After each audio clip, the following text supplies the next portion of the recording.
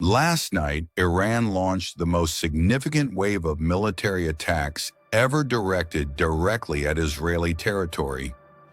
In less than 2 hours, more than 200 projectiles consisting of ballistic missiles and armed drones hit various strategic points inside Israel.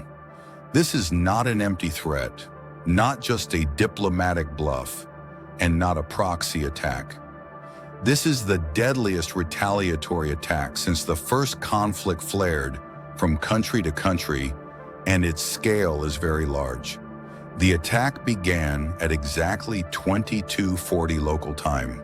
Warning sirens sounded in Tel Aviv, Haifa, Ramat Gan to Ashdod. Israeli radar systems recorded the launch of more than 120 ballistic missiles and about 70 combat drones from Iranian territory and the direction of the Caspian Sea.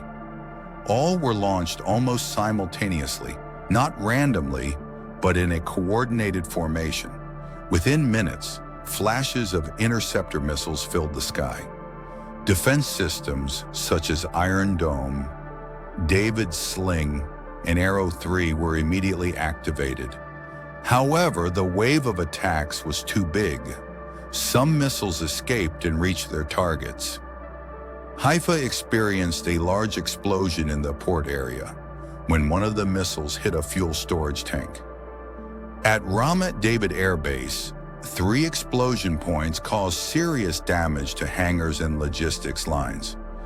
Even in Tel Aviv, 2 missiles managed to penetrate and cause structural damage in residential areas.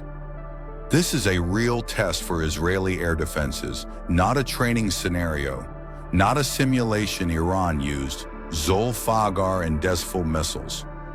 2 types of medium-range ballistic missiles that are capable of maneuvering in the terminal phase and traveling at high speed. This makes it much more difficult to intercept even by the most sophisticated systems. Even worse, kamikaze drones were sent first to attack radar points in defense launch systems. Several Iron Dome batteries were reportedly disabled temporarily, allowing subsequent missiles to penetrate. Some military analysts say this is the first time since Iron Dome went operational that the Israeli defense system has been forced to selectively choose targets because the volume of threats is too great to handle all at once. Last night's attack was not just a spontaneous retaliation. This attack shows a significant increase in Iran's military strategy. Some analysts say what Iran did this time reflects a gradual but planned escalation pattern. The targets targeted were not just symbolic, but vital points that could paralyze Israel's military and logistical operations. Iran uses a combination of medium-range ballistic missiles with modern navigation systems and maneuverability in the terminal phase. Some types identified include the Fate 110 Zolfaghar and Dashful missiles, which have proven to have high accuracy and hypersonic speed when approaching the target. The use of drones is also not arbitrary. Some drones are sent in the initial wave as a concentration breaker for the defense system. The targets are missile launcher radars and tactical command centers. This explains why systems like Iron Dome and David's Sling were overwhelmed. They even had to selectively choose which projectiles to prevent first. The results of this attack were felt not only militarily, but also socially and psychologically. Several military facilities suffered serious damage, including the Ramat David Air Base, which is known to be one of the key points of air operations. Israel. In the Haifa industrial area, reports indicate a large explosion that caused a major fire. Details of several areas experienced power outages following damage to distribution substations. The underground transportation system was temporarily suspended for 2 hours.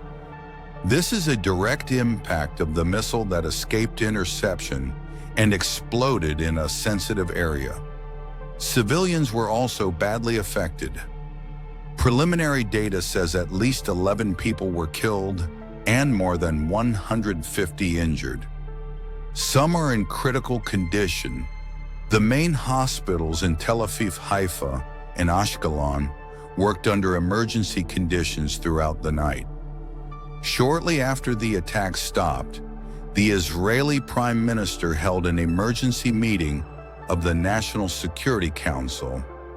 In a speech broadcast early in the morning, he called the attack a direct act of war and an unprovoked provocation will be left alone.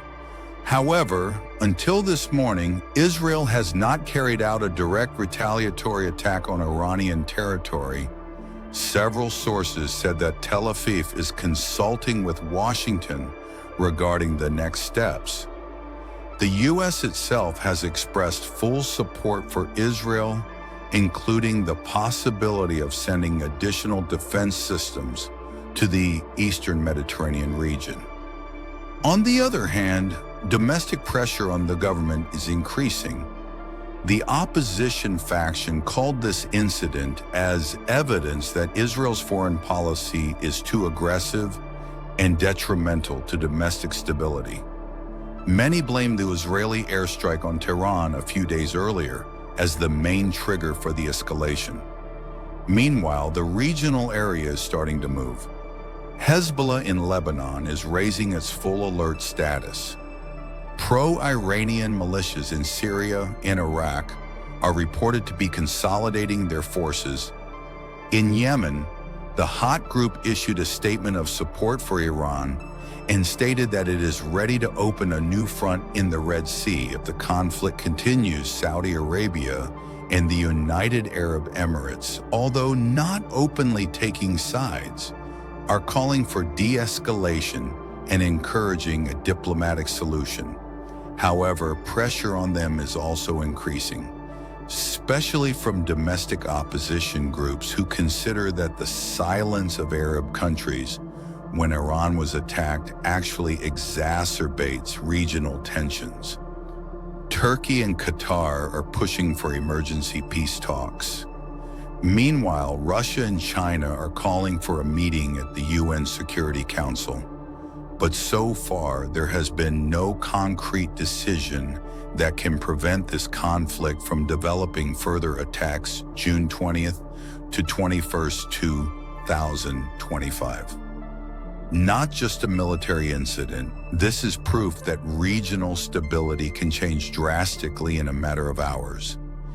Israel, which has always felt dominant in its defense system, is now faced with the reality that even the most sophisticated defense has limits, and Iran, which has always moved in the shadow of its proxies, is now showing that it is ready to enter the arena openly, even with all the risks. The question now is whether the world will allow this escalation to continue. And for the Middle East, the question is more urgent: whether we have entered the early stages of a much larger conflict. Thank you for listening. We will continue to follow the latest developments in this conflict with a factual and critical approach. Please leave a comment, share your opinion, and don't forget to subscribe for the latest analysis updates.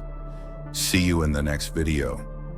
This video is presented for educational and informational purposes based on facts and balanced analysis.